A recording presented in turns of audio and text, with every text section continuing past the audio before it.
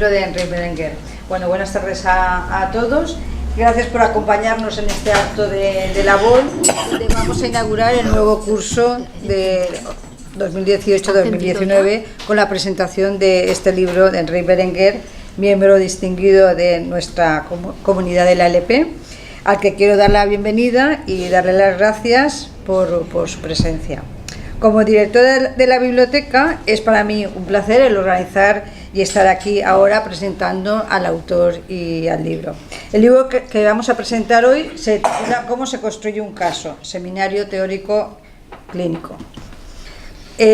Primero de todo, conocéis casi todos a Henry Berenguer, decir que es psicoanalista, licenciado en psicología clínica, miembro de la Asociación Mundial de Psicoanálisis, analista miembro de la Escuela Lacaniana de Psicoanálisis y de la Nueva Escuela Lacaniana, y en la actualidad es el presidente de la LP. Por otra parte, es director de la colección La Palabra Extrema en NET Ediciones. Además, ha publicado artículos en numerosas revistas de psicoanálisis y es autor de varios libros y artículos, entre los cuales destacamos Psicoanálisis, enseñanzas, orientaciones, debates y la significación del falo. Destacar su faceta de traductor de los seminarios 4, 5, el 8 y el 10 de Jacques Lacan, de la editorial Paidós.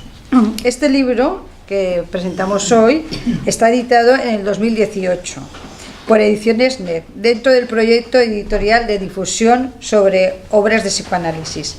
Es la revisión del libro del mismo título, editado en el 2006, que es este, por la editorial Capitón.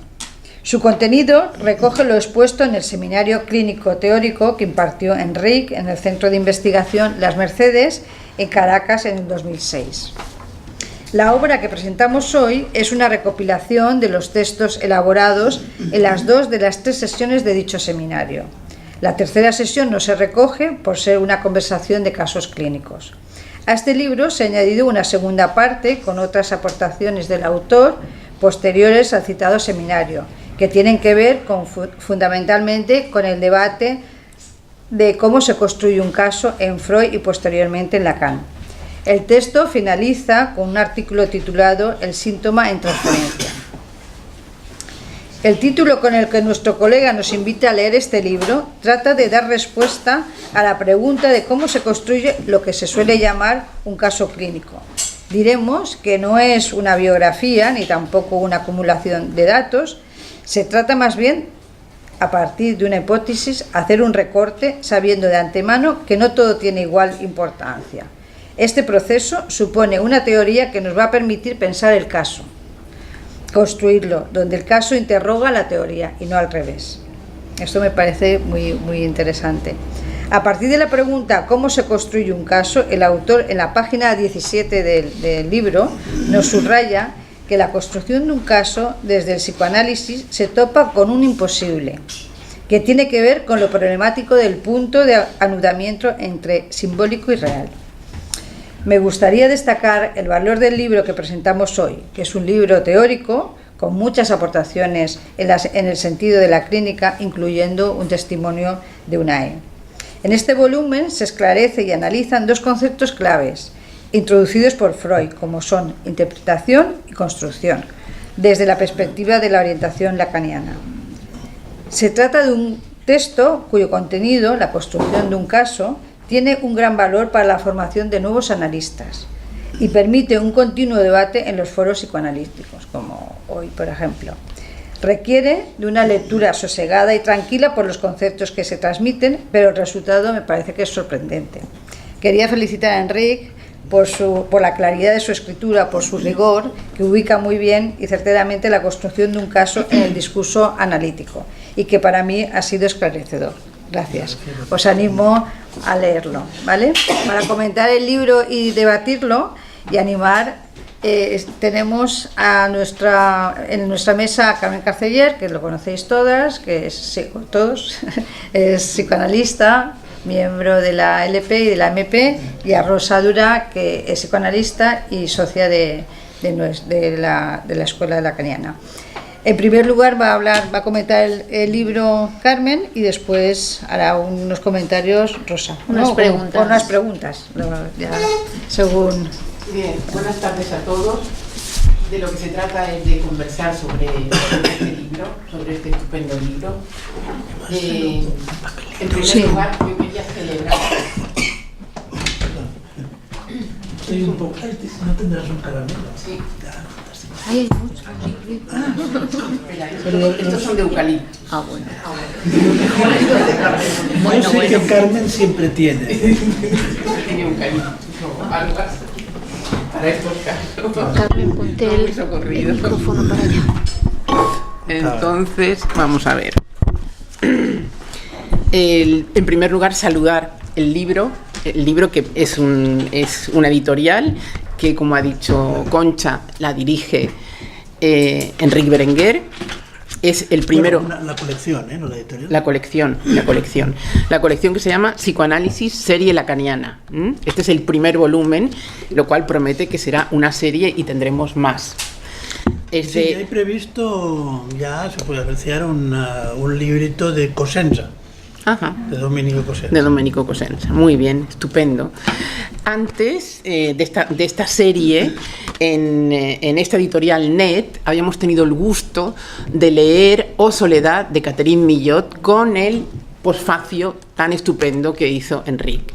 También tuvimos el gusto de leer en esta editorial, en la colección Extrema, el libro de Marie Trinité, que también el posfacio lo hizo Enrique. Y después tenemos también Mi vida con Lacan, ¿no? Mi vida con Lacan es, sí, de Catherine Millot, donde no hay posfacio. Es La vida. La vida. La vida, sí. La vida, sí. No es mi vida, no. Es La vida con Lacan. O sea, sí. Es mucho más preciso decirlo así, porque el libro es una maravilla sin palabras. No hay posfacio, no hay prefacio, porque el libro en sí mismo ya es un toque, ¿no? Nos da una idea de lo que era Lacan en la clínica y de lo que era Lacan en su vida y la vida con Lacan y el impacto que tuvo sobre Catherine. Bien, ahora estamos hoy, con este libro, Cómo se construye un caso. Bien, el libro, lo ha anunciado Concha hace un momento, tiene dos grandes partes. Una que es, bueno, primero está la presentación que hace el propio autor. No, el autor no hace la presentación, lo hace Sergio Garroni. Enrique hace un prefacio. Eso, está el prefacio, la presentación y después dos grandes bloques. En un primer bloque tenemos el seminario que él dictó en Venezuela, que es una maravilla, no es solo para principiantes, es para cualquiera que quiere hacer un estudio, que está muy interesado sobre la construcción del caso y qué textos debe ir y cómo debe ordenarlos. La verdad que es una maravilla. Entonces, no voy a hacer un resumen, no, como se dice ahora, no voy a el spoiler ese, ni muchísimo menos, pero sí que en la primera sesión del seminario, si tuviéramos que poner delante algo, a la manera que hace Jacqueline Miller con el texto, con el seminario de Lacan, que pone siempre arriba unas frasecitas, aquí tendríamos que poner que lo más importante es un trabajo sobre la transferencia. O sea, qué es la transferencia en psicoanálisis y cómo la transferencia naturalmente está incluida en la construcción del caso. Y cómo la transferencia es lo que embraga, podríamos decir, la construcción del caso. Para ello pues cita Lacan, Miller, mucho Freud y por supuesto un artículo Princess de Jacques Alain Miller que se llama Clínica bajo transferencia. Yo también pondría aquí también comprensión, no tiene nada que ver la comprensión con el entender, comprender versus entender.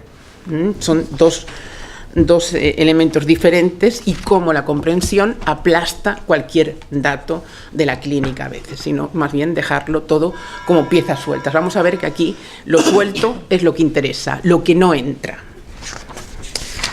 Entonces, paso ya, voy rápido porque lo que nos interesa son las preguntas y que él hable y que nos pueda decir más cosas a la luz de nuevos elementos. En la segunda sesión del seminario, aquí sí que he puesto lo que no entra, lo que no se puede reducir, es decir, todo lo que no sea la clínica de las estructuras que queremos meter a la histeria en un cajoncito, a la obsesión en otro cajoncito, a la psicosis en cajoncitos, aquí es lo que no entra en ese cajoncito, lo que no entra dentro de esa clasificación, porque está el afán de los humanos desde el siglo XVIII-XIX por clasificar y poner en estanterías los elementos. Aquí no es posible. El DSM-3 es un ejemplo claro que no sirve para nada, de hecho ahora lo van a borrar, van a decir que no sirve y van a poner otra cosa, peor todavía, pero bueno, porque esas clasificaciones no nos llevan a ningún sitio, sino lo que nos interesa es lo particular y lo singular. Podríamos decir que no se trata tampoco de no traducir, sino más bien de leer y de localizar el síntoma. Y cómo a través de esta localización del síntoma, cómo a través de esta lectura, cómo a través de entender y no comprender, llegamos a lo fundamental, cómo tocar el goce y la defensa. Y aquí estamos en lo que sería el acto analítico. Yo creo que el libro entero es una articulación entre construcción, acto analítico y deseo del analista, ¿no? Y quiero terminar con el deseo del analista y formularle un pequeño comentario que le hace aquí y una pequeña pregunta. Voy a pasos agigantados, paso ya a la segunda parte del libro. La segunda parte del libro la ha titulado Otras aportaciones y aquí tenemos 4 artículos. Uno titulado Construcción de construcción y evidencia, donde Berenguer intenta deslindar lo que es la verdad y lo que es la evidencia. Entonces el concepto de verdad en psicoanálisis pues no es una evidencia naturalmente, sino que hace todo un trabajo alrededor del no todo. Y deslinda perfectamente lo que es el síntoma, los síntomas y el síntoma analítico de lo que serían trastornos o fenómenos. Y aquí nos apunta la importancia del control y cómo el analista realmente es el que construye el caso en el control y cómo en una interpretación o en un acto que el analista no piensa, como dice Lacan, pero previamente ha hecho un trabajo sobre esta construcción y sobre qué elementos. Después tenemos otra aportación que es el recorrido de la construcción en Freud. Bueno, esto es un recorrido magnífico de la mano de Freud, con todos los textos de Freud, sobre todo Construcciones en psicoanálisis, que es un texto ya de 1938, de la mano de Jacques Alain Miller en un seminario que él dictó en Milán, y es un recorrido a través de los casos clínicos de Freud, que cualquiera que vaya a hablar de un caso clínico de Freud, que vaya y busque este caso, el otro caso, y va a encontrar allí unas indicaciones muy precisas y muy preciosas. Después tenemos, bueno, aquí habla del laberinto. A mí es que lo del laberinto me gusta mucho, porque él dice el laberinto del síntoma y la cuestión del fantasma, el laberinto del síntoma. Vamos a ver, él dice, no se trata de Dédalo, se trata del hilo de Ariadna. Y esto me ha recordado a la famosa entrevista de Freud, que yo a veces cito porque me encanta, que es la que le hacen justo cuando cumple 70 años al doctor Freud, y un periodista le pregunta, porque esto es algo que la gente aún lo piensa, aún lo dicen. El periodista le pregunta, dice, el psicoanálisis ha convertido la vida en un complicado rompecabezas, ¿no? Es muy amable con él, le va diciendo cosas. Esta entrevista a mí me encanta, es interesantísima, está en internet, pero no está completa. Yo la tengo completa porque salió una revista que ya está asquerosa, pero yo lo conservo con oro en paño porque es amarillento, es como el vino viejo ya, y ahí la tengo, de vez en cuando vuelvo a ella, la leo y es que me parece, bueno, preciosa. Bueno, en internet ponéis, vamos a ver, entrevista por George Sylvester Viereck.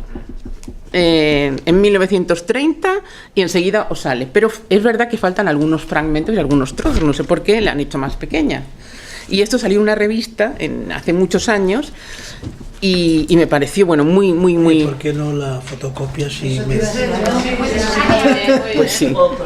pues sí, y la ponemos ahí, sí. Eso lo puedes tener a la biblioteca. ¿De qué año es la edición esta? Es que ni siquiera lo tengo apuntado. Esto estaba entre mis papelorios y yo que tengo resistencia a tirar cosas. Lo que es muy bueno es claro, tengo muchos armarios. Lo que es impresionante es la serie de entrevistas publicadas. Una es a Al Capone. Otra a Pablo Picasso, ¿verdad? Sí. Es interesante. Sí, la serie. A lo que íbamos. El laberinto, que estamos en el laberinto. Atención. Le pregunta el periodista. Al final, bueno, es una pregunta más larga, ¿no? Pero dice, el psicoanálisis ha convertido la vida en un complicado rompecabezas. Y le contesta Freud. En absoluto. El psicoanálisis simplifica la vida. Mira qué moderno. Tras analizarnos, logramos una nueva síntesis. Ahora no diríamos síntesis, diríamos, nos quedamos con esas vidas sueltas por ahí intentando hacer un nuevo artefacto, pero él lo dice síntesis. Dice, el psicoanálisis reorganiza el laberinto de impulsos dispersos e intenta bobinarlos en la madeja a la que pertenecen. Y ahora viene esto que es lo más interesante, dice, o por cambiar de metáfora, proporciona el hilo que permite al hombre salir del laberinto de su propio inconsciente. O sea, que es todo lo contrario al rompecabezas o todo lo contrario a decir el sentido del sentido, porque el padre, porque la madre, porque el agujero negro, porque los demonios, porque... No, es salir del inconsciente. El hilo, es una definición de psicoanálisis. El psicoanálisis es el hilo que nos permite salir del laberinto del propio inconsciente. Y en ese laberinto pues tenemos el síntoma, tenemos el fantasma y Enric dice aquí, no se trata de Dédalo, somos Dédalo, pero también somos el hilo de Ariadna. O sea que el analista sigue el hilo de Ariadna también para salir, ¿no? Que el sujeto cuando ha ido y lo ha puesto en palabras ya ha empezado a hacer ese trabajo. Bueno, ahora nos vamos a construcciones lacanianas. Bueno, a mí me encanta y aquí no es que concluya aquí, ni muchísimo menos decir, bueno, pues yo me leo solamente esto, no. Esto no es una conclusión. Hay que hacer todo el laberinto. hay que recorrerlo todo, dar todas las vueltas, ir, volver y al final aquí deslinda perfectamente la concepción de construcción en Freud y la construcción en Lacan.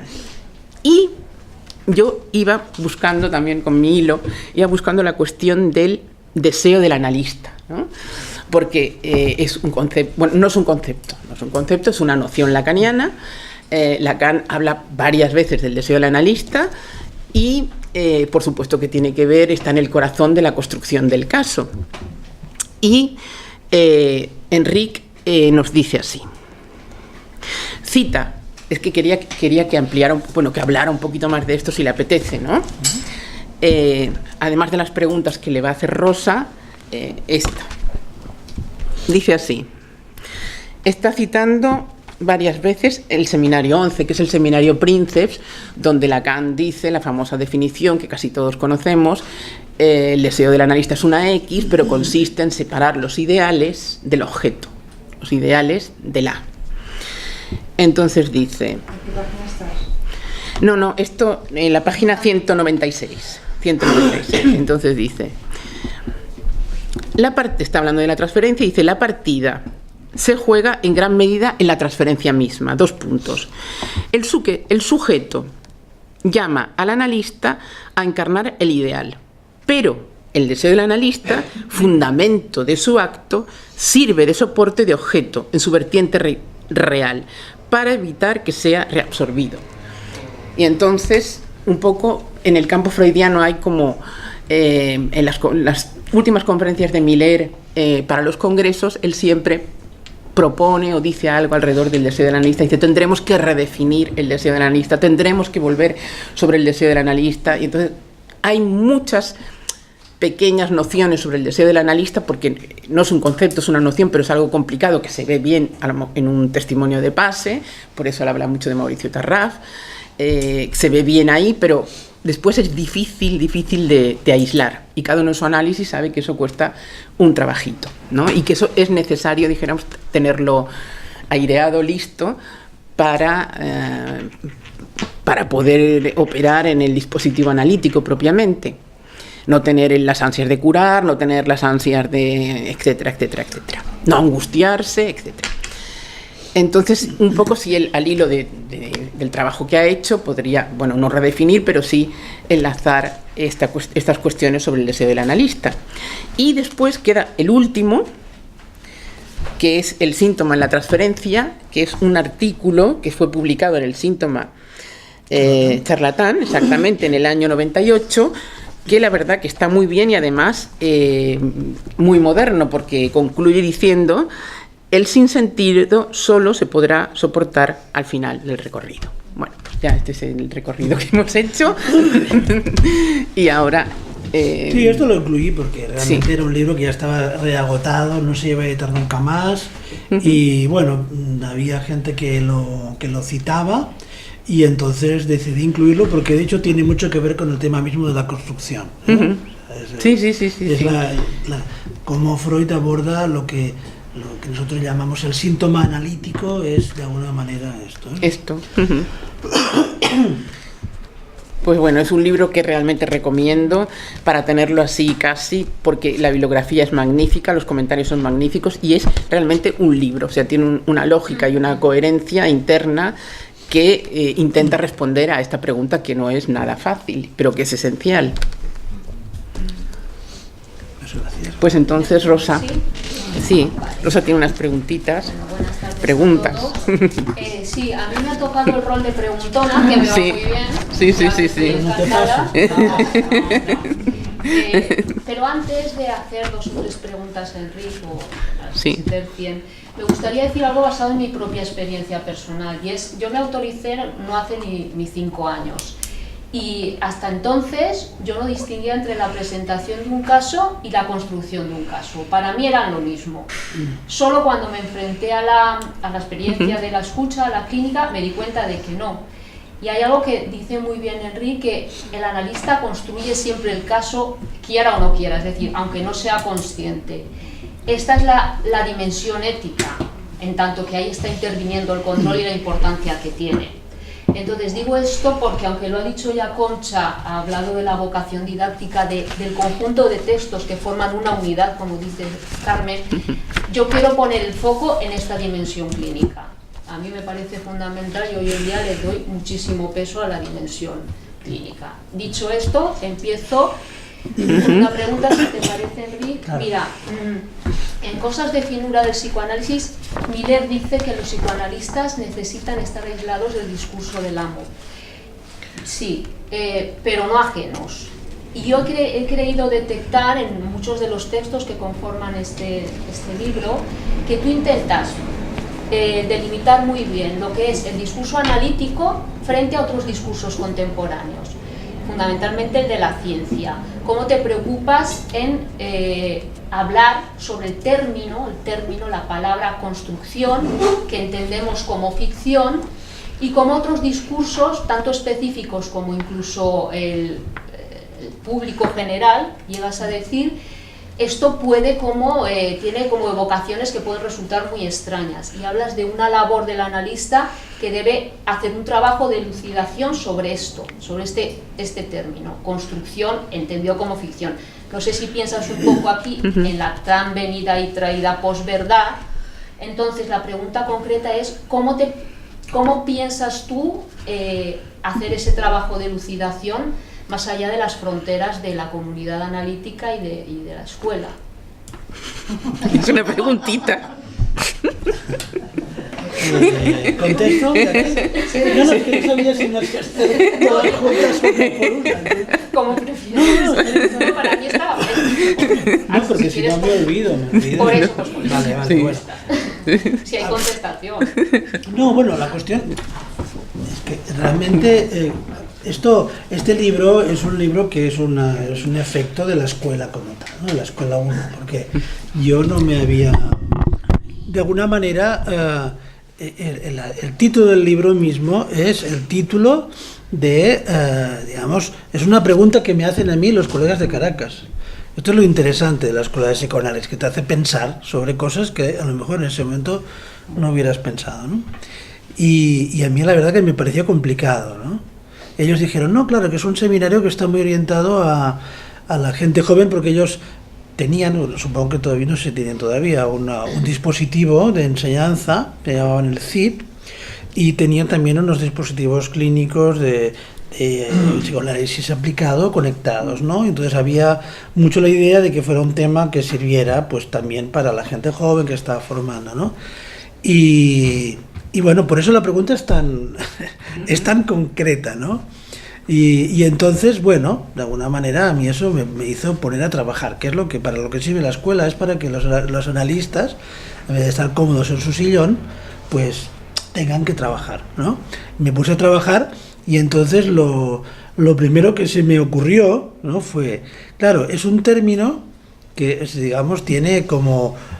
puede producir en un mundo tan obsesionado por la idea de la evidencia, de la objetividad, si decimos que construimos los casos, van a decir que nos los inventamos, ¿no? Entonces, eso fue lo primero que pensé. Dije, bueno, ¿no? O sea, ¿cómo sostener la necesidad de la construcción en un mundo en el que eso es algo que, de alguna manera, a partir del discurso de la ciencia, es un término sospechoso, ¿no?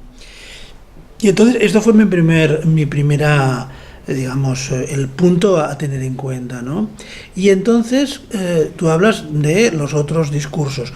Bueno, ¿y de qué relación podemos tener? Bueno, es que realmente hay que reconocer que las personas que vienen a vernos justamente construyen, sin darse cuenta, sus síntomas en relación con esos discursos, ¿no?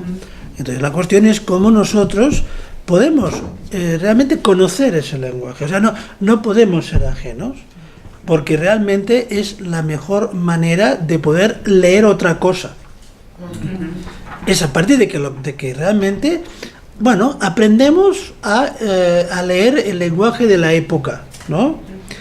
Porque realmente los síntomas de las personas están construidos ya. No es el segundo punto, ¿no? El segundo punto de mi temario que me hice fue, ¿no? ¿Por qué construimos los casos? ¿No? Reconocemos que no hay una objetividad evidente, por lo tanto los construimos. Y entonces, ¿por qué los construimos? Mi segundo punto. Porque cuando la neurosis misma y la psicosis ya es una construcción. Es decir, construimos el caso porque ya lo que llamamos neurosis, lo que llamamos psicosis o lo que sea, es una construcción. Entonces, por eso construimos.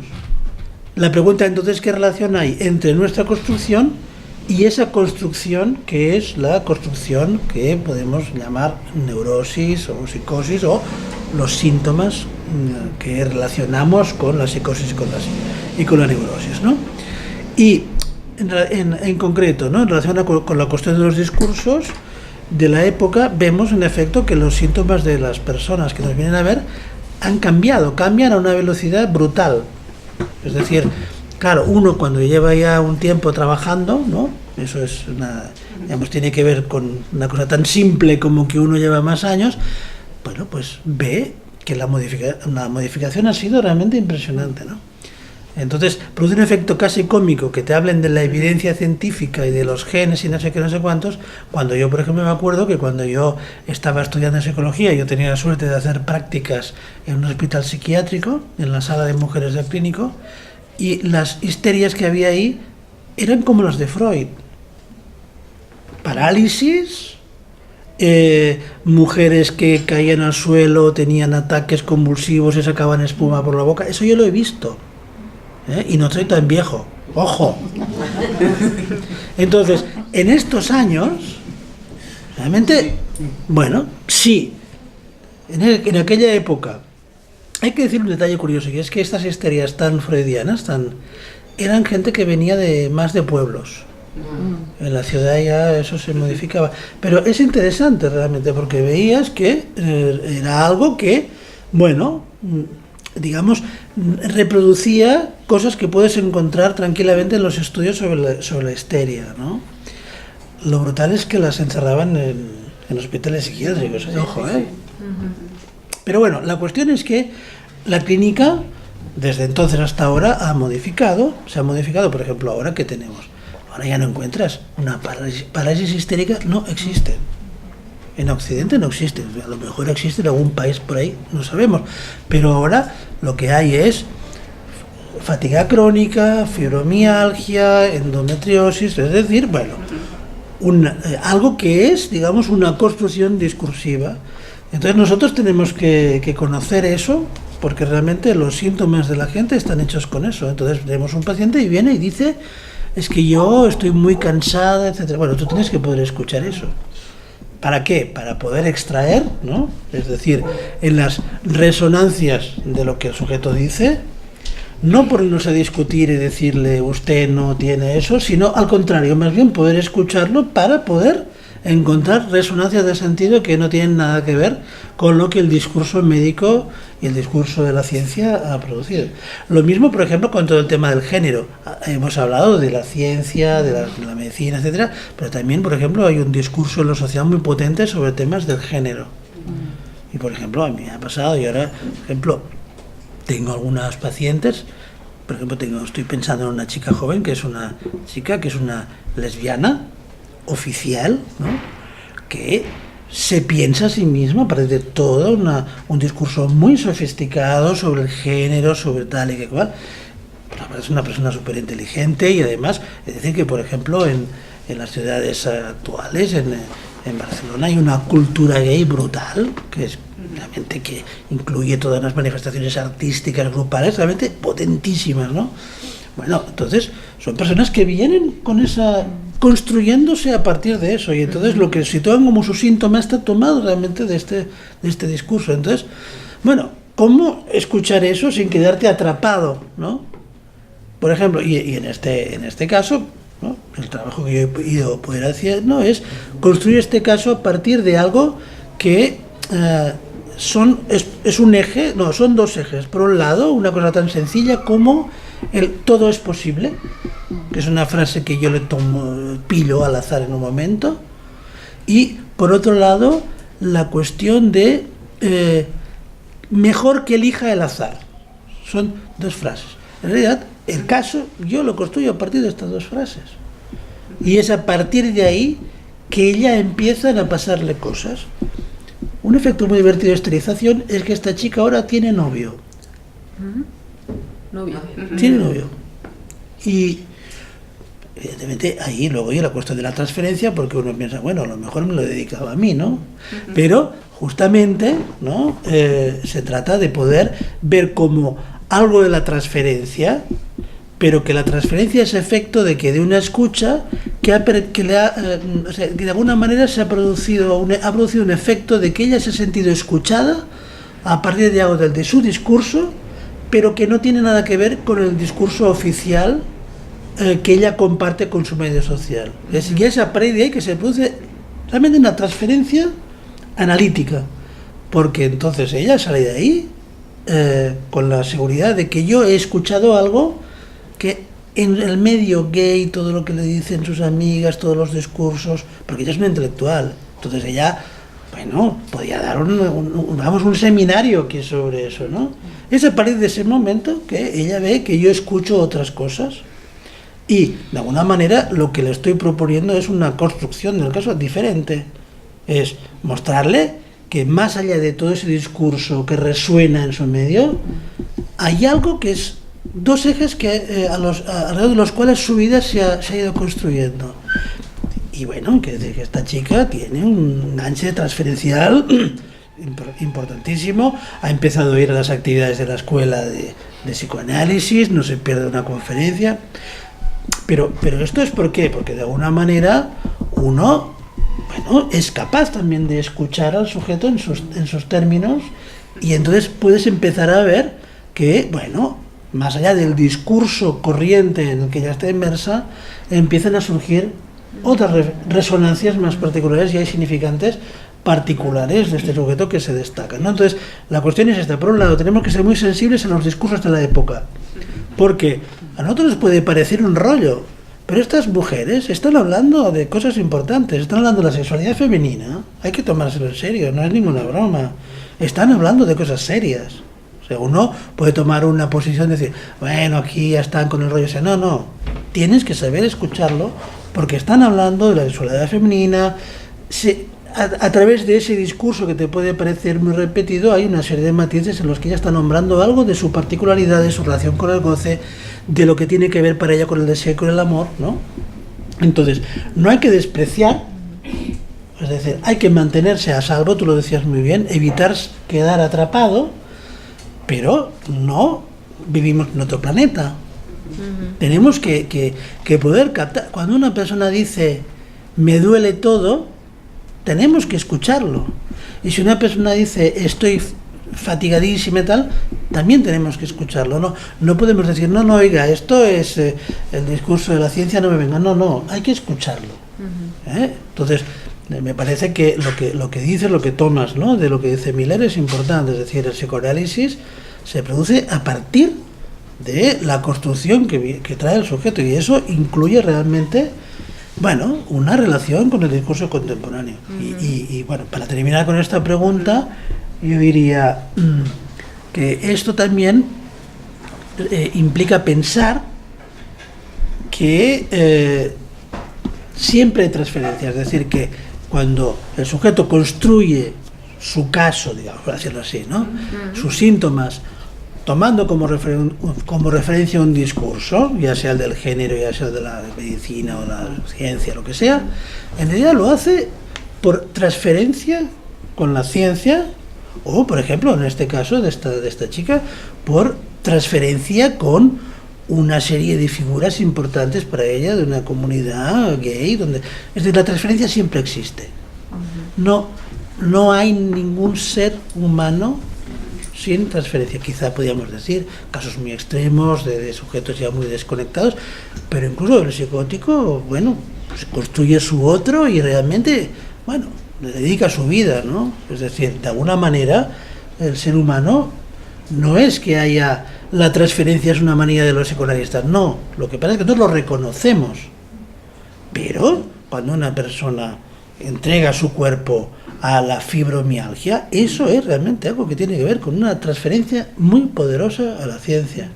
Y de alguna manera yo creo que nosotros lo que decimos es, bueno, eso es una construcción que consiste en que el sujeto toma algo de su otro, del otro que de alguna manera elige por transferencia, etcétera, pero lo que está haciendo el sujeto es tratar de transmitir, de decir en esas palabras del otro, de su otro, su particularidad.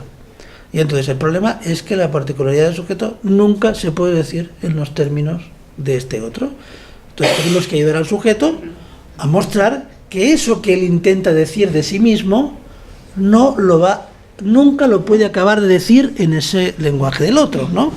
Y entonces, de alguna manera le ayudamos a escucharse, a leerse, De alguna manera, esta es un poco la idea, ¿no? Es decir, no es que los psicoanalistas, ¿no?, decimos la transferencia y entonces vienen los científicos y dicen, no, porque fíjate, ahí hay un factor subjetivo. No, que lo que demuestra los cambios radicales de la presentación de los síntomas quiere decir que realmente hay una transferencia muy potente con el otro de la ciencia. Y entonces la gente construye su caso a partir de esa transferencia. Bueno, has comentado el no quedar atrapado, y la segunda pregunta que te quería formular tiene que ver algo con eso. Vaya por delante que creo que no hay respuesta, pero qué alivio, ¿no? Ya.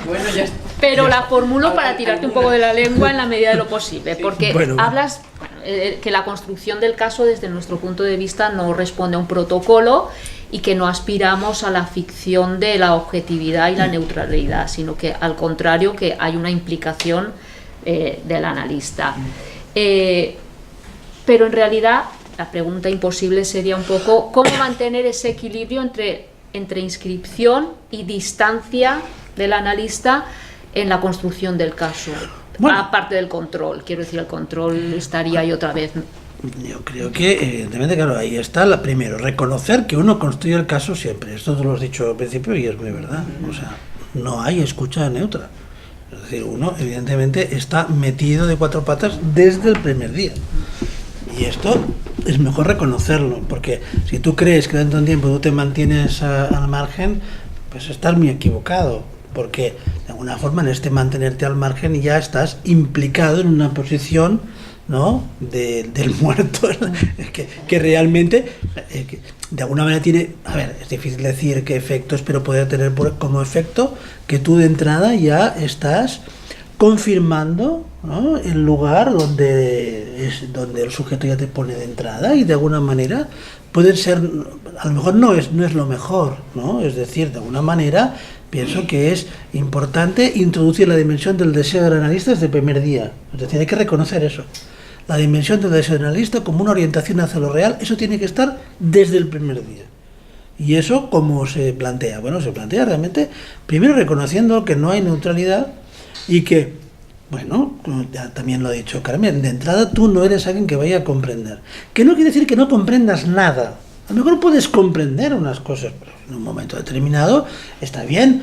Pues, tú acoges a esa persona también, si tiene una persona muy angustiada, bueno, también lo comprendes, pero no comprendes donde realmente no hay que comprender, porque está en juego algo de la dimensión de un sentido en el que de alguna manera se trata justamente de mostrar ya desde el primer momento la opacidad. Es decir, hay que apuntar a la opacidad, a lo que no se entiende.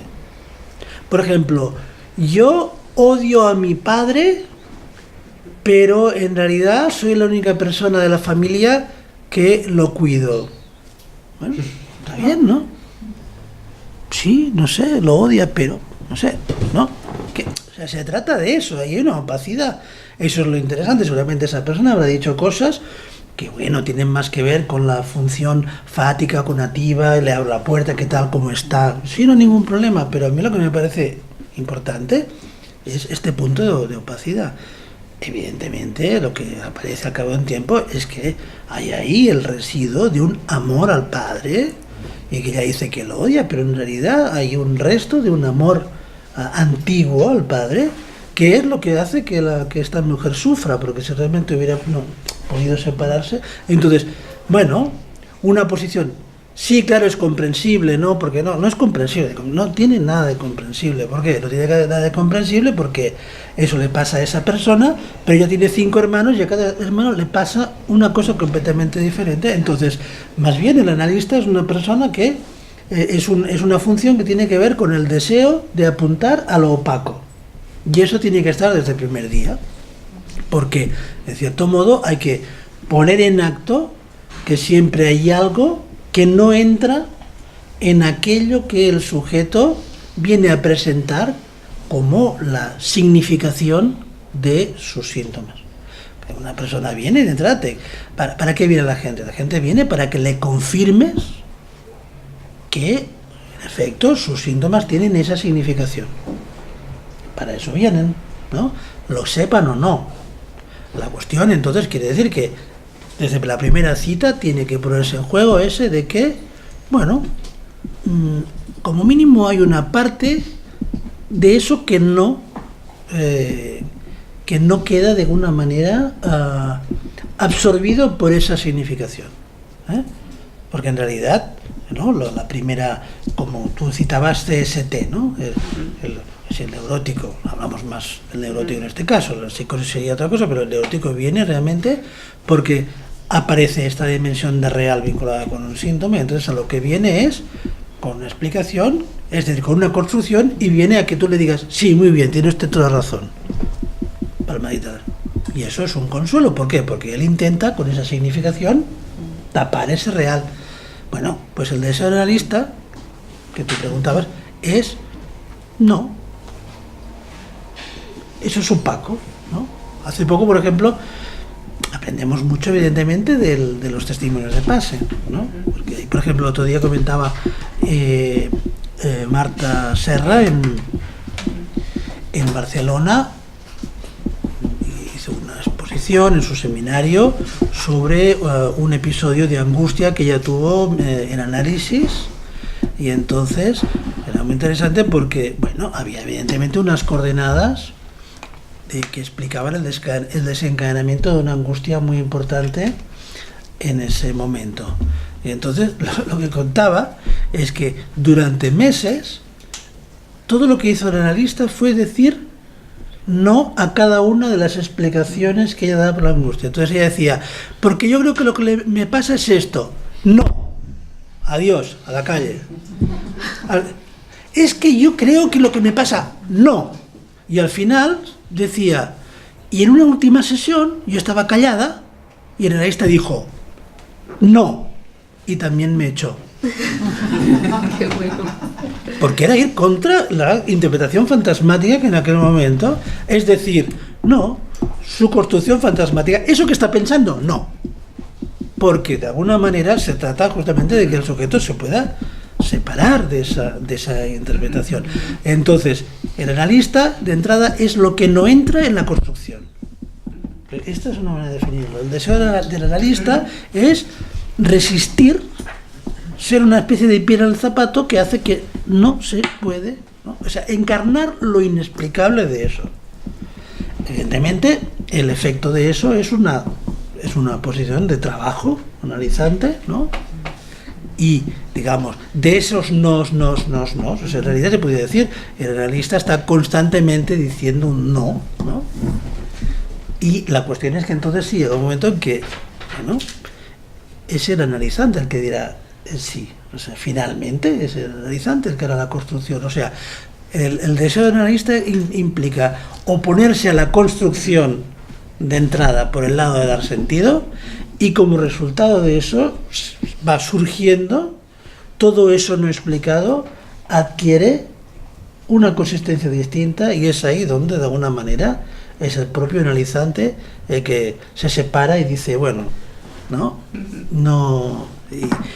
ya no me hace falta usted. Por eso Miller dice en un momento en el último, no recuerdo si es en el último seminario el del uno solo o es otro, pero quizás es el del uno solo, donde dice, en realidad el pase es que a partir de ese momento ya ese analizante ya puede seguir su análisis solo.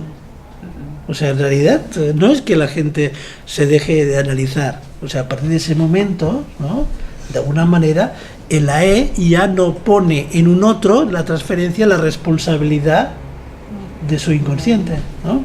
Bueno, y entonces, ya para terminar, es decir, en última instancia, se trata de esto, ¿no? Esto que tú decías que no tiene respuesta, lo enlazo con la cuestión del deseo del analista. Es decir, se trata realmente de encarnar esta idea de resistencia desde el primer día.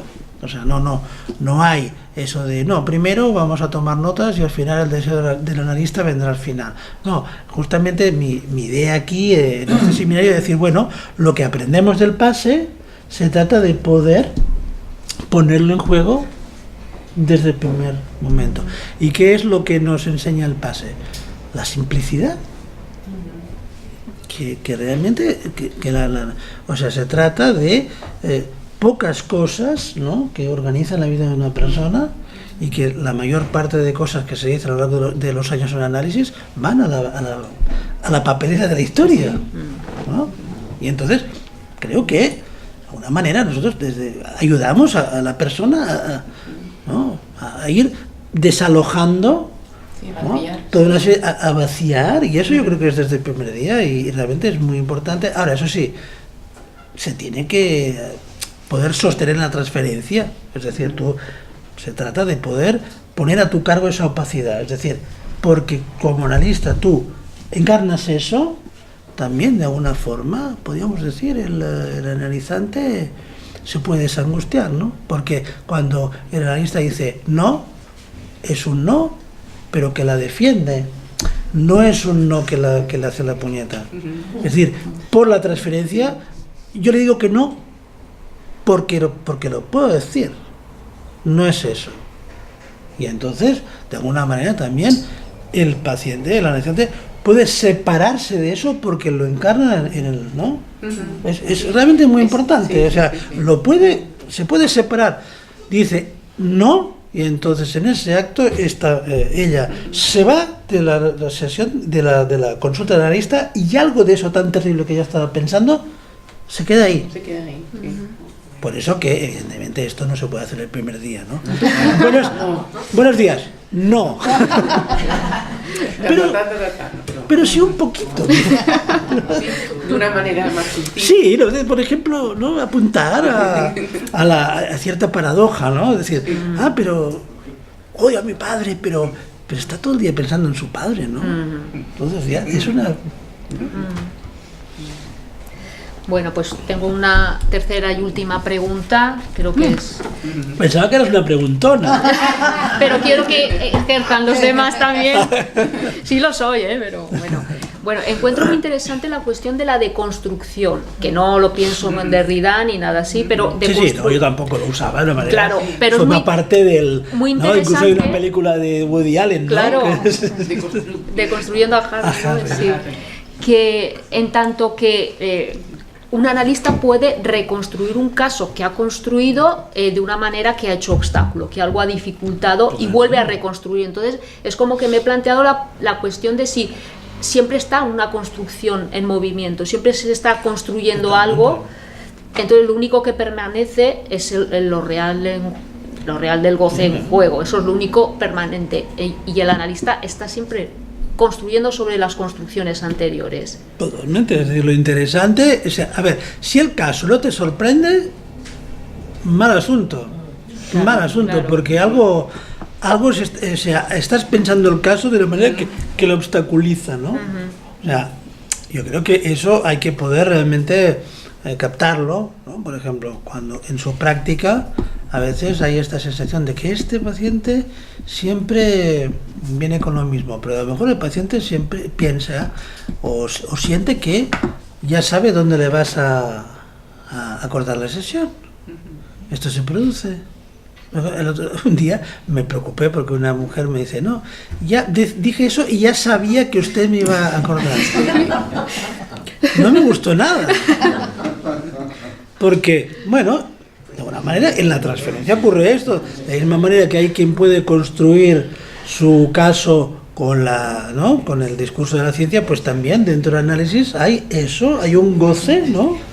Digamos, de un bla bla bla, y eso es algo de lo que es difícil no formar parte, y entonces en un momento determinado hay que pensar si alguien te dice esto. Y luego también hay, por ejemplo, esta sensación de inmovilización, que eso no cambia, ¿no? Y bueno, yo creo que realmente eso es algo que es importante, por ejemplo, supervisar. Si tú piensas que controlar, o sea, si tú realmente piensas, ¿no? Bueno, es que esta persona hace tanto tiempo dice siempre lo mismo. Bueno, es que a lo mejor tú también estás escuchando siempre lo mismo, ¿no? O sea, por eso el tema del control es importante y no hay que pensar nunca, no, yo ya estoy formado, no controlo. Yo pienso que el control es muy importante y que de vez en cuando hay que controlar. Yo de vez en cuando controlo porque realmente me parece que es algo que, bueno, es una sensación que tienes de que realmente te va ayudando a salir de lo que es una tendencia al estancamiento y a lo ya sabido, ¿no? Yo creo que realmente es muy importante ver que en un momento determinado tú puedes tener un caso que lo has pensado de determinada manera, pero es interesante el ejercicio de ver que alguien lo puede ver distinto. Y entonces, de repente, tú también empiezas a escuchar cosas que no escuchabas. Por ejemplo, en la conversación clínica del otro día, hubo un caso muy interesante, un debate sobre la construcción del caso. Por ejemplo, Paloma Larena, que es una profesional que, en fin, me aprecio mucho y que he escuchado muchos casos de ella que me han encantado, y vamos, ¿no? Pero, por ejemplo, el otro día cuenta un caso y realmente era un caso que era muy hombre de las ratas, ¿no? Y bueno, ¿no? Era verosímil, ¿no? Y entonces Miller dice que no compra eso, no le convence, ¿no? No lo dijo así, pero Y es muy interesante porque lo que plantea Miller es que hay un elemento de lo que dice el paciente que no cuadra. Y ese elemento que no cuadraba es que este señor, que es verdad que formalmente había una serie de síntomas que parecían bastante clásicos de la neurosis obsesiva, pero tenía una fantasía en relación con su pene, ¿no? El pene dardo, que no sé qué tal, y luego había unas prácticas extrañas que hacía el tipo de estirarse el pene, ¿no? Y entonces realmente lo que se veía es que el pene aparecía como un poco en un lugar muy poco simbolizado, ¿no? Y entonces, bueno, lo que Miller plantea es que hay una serie de fantasías que ese tipo tenía que eran como muy erráticas, ¿no? Que como si realmente algo de la condición de goce no estaba como muy centrada, ¿no? Y decía, no sé, es como que va por ahí buscando dónde está mi goce, ¿no? Entonces de repente, solo con esto, el caso se construía de otra manera. Es decir, lo que hizo Miller era decir, bueno, esto que usted cuenta está muy bien, pero hay como cosas que no cuadran, ¿no? Porque ¿cuál es el problema? Es que el problema es que, lo quieras o no, la tendencia que tenemos es hacer cuadrar las cosas. ¿Eh? Y no. O sea, realmente se ve muy bien en los testimonios de que lo que sea al final no cuadra, no cuadra. Es una cosa totalmente sorprendente y que en cierto modo estaba como al principio, pero estaba puesto ahí como si no tuviera ninguna importancia y a lo mejor realmente, justamente, ¿por qué el paciente no hablaba de eso? Probablemente porque no entraba dentro de su construcción, ¿no? Y al final resulta que eso es lo más importante, ¿no? Entonces yo creo que esto, por ejemplo, en relación a la cuestión de las presentaciones de casos, ¿no? Que tú has hablado. Recuerdo, yo estoy ahora traduciendo un curso de Miller, que es 1, 2, 3, 4, que se publicará cuando se puede y tal, pero que es muy interesante. Se ve que eso es del año 85, me parece, lo digo de memoria, y en ese seminario dice Miller, ustedes saben que yo siempre estoy insistiendo en que hay que construir los casos, y realmente es muy importante. Entonces él dice, bueno, ¿por qué hay que construirlos, no?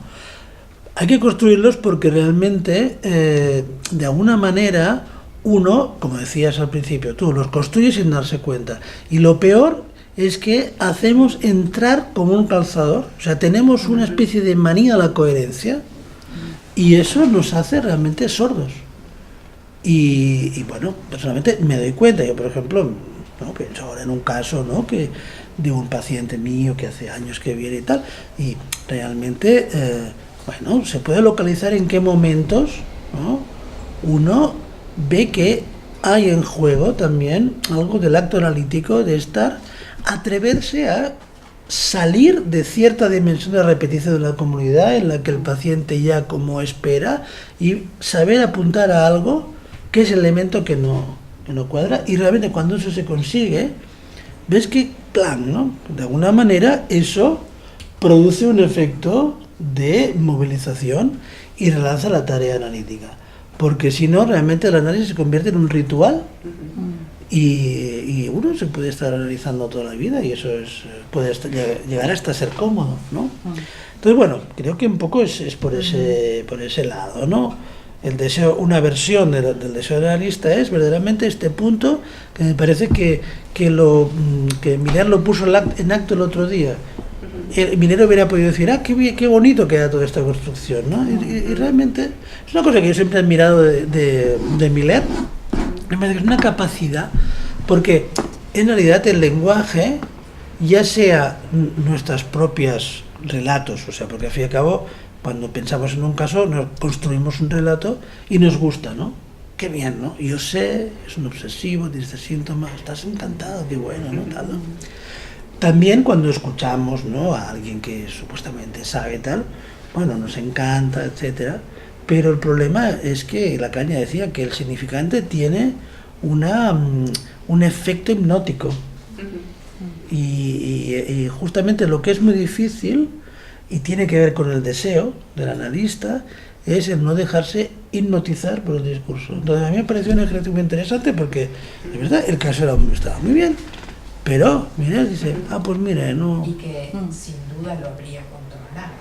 Sí, claro, seguramente, sí. Entonces, lo interesante es ese punto que dices de hipnotismo, claro. Donde si ella está convencida de eso, va a transmitir eso al controlador. Claro, exactamente, es muy difícil. El controlador puede quedar también hipnotizado. Es muy difícil. Hay que tener esa capacidad de poder quedar fuera, porque realmente, claro, o sea, dentro de lo que es el discurso como vínculo social, lo que, digamos, todos queremos es que la cosa funcione, entendernos, comprendernos, que el cliente salga satisfecho, no por la mala fe, es un efecto de estructura. Es un efecto de estructura, ¿eh? O sea, por ejemplo, hablamos mucho, ¿no?, de la sugestión y tal, y por ejemplo en el seminario quinto Lacan dice, por nuestra posición, con el lugar del otro somos nocivos, pero también Lacan dice una cosa muy interesante, y es que hay la sugestión invertida, y es que el sugestionado a veces es el mismo analista, que acaba adormecido por el discurso de su paciente. Entonces, ¿cómo salir de ahí, no? Yo creo que primero darse cuenta de que siempre hay que hacer este esfuerzo de construcción, incluso cuando todo cuadra demasiado, no está bien construido. Hay que incluir el elemento que no cuadra, ¿no? Y entender que el deseo realista es lo único que realmente garantiza eso, que lo tienes que encarnar y que de alguna forma conseguir que el analizante salga, ¿no? Digamos, encarnando en el analista esto de no, es otra cosa, ¿no? ¿Pero qué otra cosa? Pues no sé. Esto pasa a veces, ¿no? Que sale un paciente y dice, no, pero ahora usted me deja con esto. Pues sí, claro, por supuesto, ¿no? Es mi función, ¿no? Bueno, entonces esto fue el resultado de esa conversación con los colegas. Y luego, la otra parte, ahí está, en lo que son las referencias de Freud, es haber asumido un encargo que lanzó Miller cuando estuvo en Milán hablando de construcciones. Dice, ahí en los Marginalia de Milán, dice, bueno, estaría bien que alguien se tomara la molestia de ver todas las referencias de Freud a la construcción. Y entonces yo ahí, buen chico, realmente, y salió, ¿no?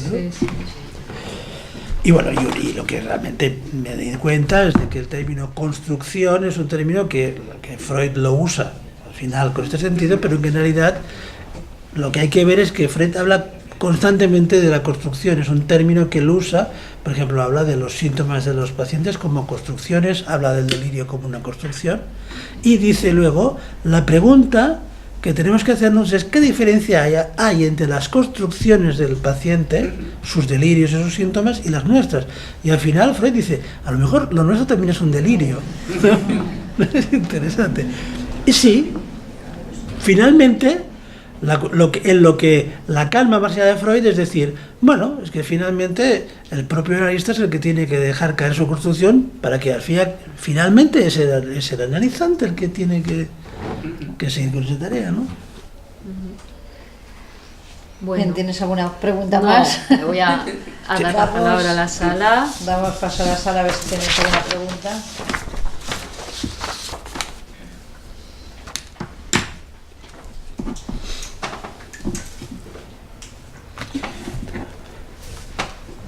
Has dicho esto, me parece muy bueno, me gusta mucho, Carmen, lo de leer sin traducir. Esto me parece, es una manera muy bonita de decirlo, ¿no?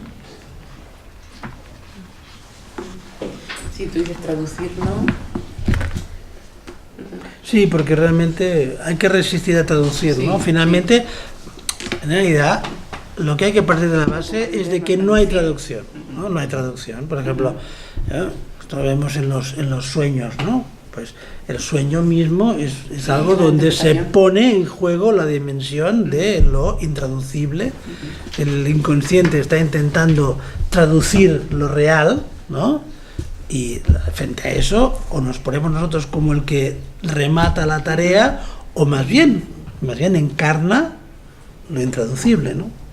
Pero para eso hace falta la transferencia para soportarlo, porque, ¿no?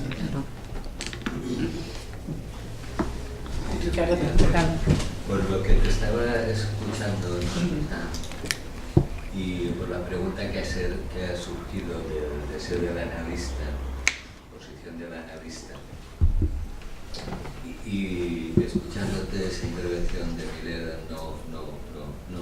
me da la sensación que podríamos pensar que lo que hace el analista, la posición que encarna, es la posición, es hacer semblante de real, que es lo que dice Lacan, que es lo único que nos desenreda del sentido. Totalmente, sí. Primero llamo posición de objeto, pero cuando ya quito el objeto como semblante, pues yo creo que tendría ahí pues, hacer semblante de real, realmente, para estar todo el rato cortando sentido, y que el propio paciente vaya hilando, ¿no? Sí, claro. Sí, o sea, de alguna manera encarnar el elemento que no cuadra, ¿no? Es lo que de alguna manera permitirá al sujeto salir del laberinto de su angustia en ese momento, ¿no?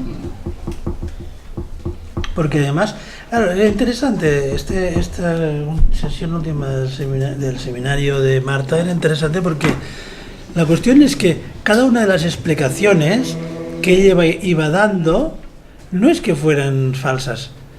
Estaba bien, pero estaba bien que ella dijera eso y el analista dijera no. Es interesante porque todo lo que decía, y entonces decía no, porque lo que pasa, y eso evidentemente era una persona en análisis de hace años, no era ninguna burrada. Pero la cuestión es que se trata de, bueno, eso ya está, eso ya lo ha dicho usted. No, se trata de otra cosa, ¿no? Es decir, separarla de fijar un sentido, porque el hecho de que eso sea verdad, es verdad, pero la verdad no cura. Al contrario, la verdad es lo que se parece, es lo que se padece, es lo que atrapa, ¿no? Sí, es decir, no dijéramos al sentido fantasmático. Claro, es a lo que suelda. Dejarla solamente al ayuno.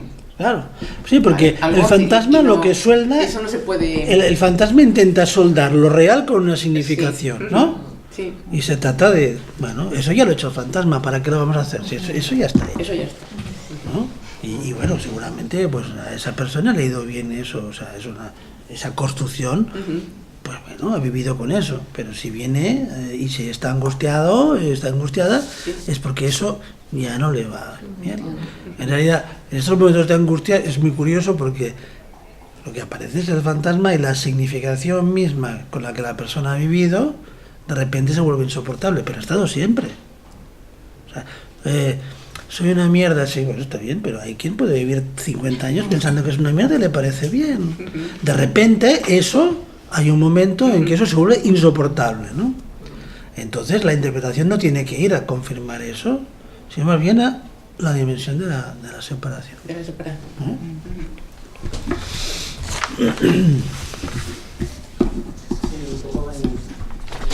Un poco al final, yo hice la escritura, esta frase me resultaba un poco contradictoria, ¿no? Que por un lado decías que yo no sabía que la cuestión, dices que él construía el síntoma, sin embargo es de saber hacer, ¿no? Perdón, pues no te he oído bien. No, que por un lado decías que él, digamos, no sabía que construía el síntoma, sin embargo él sí que es el saber hacer, ¿no? Un poco entendía yo que si uno sabe hacer, como que también tiene una cierta noción de que está construyendo el síntoma, aunque me resultaba un poco contradictorio. Bueno, pero eso, la contradicción está en todo, porque en realidad todo, el neurótico está siempre construyendo sus síntomas. Y lo que pasa es que es una... En realidad el síntoma de uno es tu magna obra. Lo que se ve, ¿no?, en un fin de análisis es que el sujeto ha estado haciéndose, ha construido su síntoma desde siempre y ha ido elaborando, y eso realmente es una obra que es como una especie de catedral barroca, ¿no? Y la ha hecho él. Lo que pasa es que, digamos, eso, en lo que hay un hacer, porque realmente la categoría del hacer es muy importante, no hay la dimensión de... El neurótico dice, me ha pasado, ¿no? En realidad lo que uno ve, cuando ve un caso, ¿no?, desde el origen, es que hay en todo eso que el neurótico decía, me ha pasado, lo que hay es un hacer. Y finalmente yo creo que hay un momento, ¿no?, en la perspectiva final del análisis, que hay una eureka, es comprender que tú has sido el artífice Pero de la misma forma que antes no lo sabías y al final del análisis te das cuenta de que tú eras el magno, ¿no? Eso que dice, ¿no? Marguerite Yourcenar, ¿no? El tiempo, ese gran escultor. Yo creo que el neurótico al final acaba descubriendo que era un gran escultor y no lo sabía. No se quería hacer responsable de su obra. Entonces, entiendo lo que dices, pero en parte no es contradictorio que uno puede ser un genio haciendo y no darse cuenta de que lo es. Pero también hay que decir que, digamos, el análisis es interesante que Lacan, por ejemplo, en Joyce, en el Seminario 23, también plantea esto, ¿no? Esta dimensión pragmática, ¿no? Que también en el análisis, dice Lacan, lo dice textualmente, se trata de ayudar a ese hacer, porque ese hacer ha llegado a un punto de obstáculo. Joyce no fue a analizarse, en realidad no quiso analizarse, pero bueno, de alguna manera lo que destacamos ahí es que podemos aprender de Joyce que en el síntoma hay algo del orden de un hacer, y entonces el analista, como Sientón, de alguna forma es el que también ayuda a que el analizante haga algo mejor con su síntoma, ¿no? Porque de alguna manera ha llegado a un punto de impasse.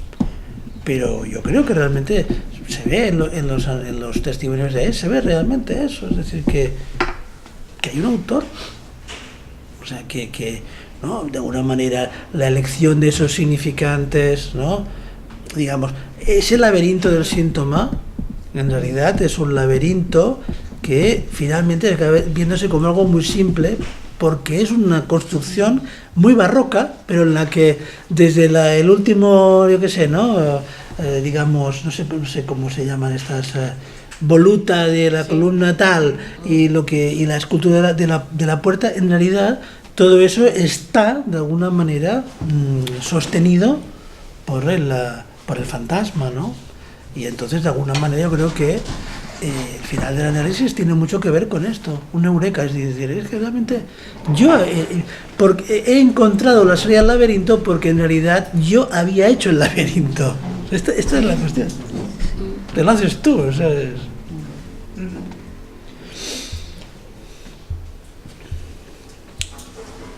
Pero sí, es contradictorio como casi todo, porque la contradicción tiene que ver con lo real, precisamente. O sea, es así.